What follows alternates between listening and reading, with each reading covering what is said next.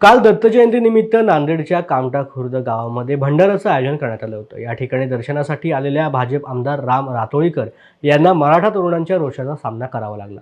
बराच वेळ तरुणांनी मराठा आरक्षण संदर्भात घोषणाबाजी करून रातोळीकर यांना मराठा आरक्षण मिळेपर्यंत गावात न येण्याचा इशारा दिला। यावेळेला बाचाबाची होऊन काही कार्यकर्त्यांनी रातोळीकर यांची गाडी फोडण्याचा प्रयत्न केला। या प्रकारानंतर रातोळीकर यांनी गावामधून काढता पाय घेतला। मराठा आरक्षणासाठी अनेक गावांमध्ये आजही राजकीय नेते आणि पुढाऱ्यांना गाव बंद कायम असल्याचं चित्र या घटनेमधून समोर आलं आहे।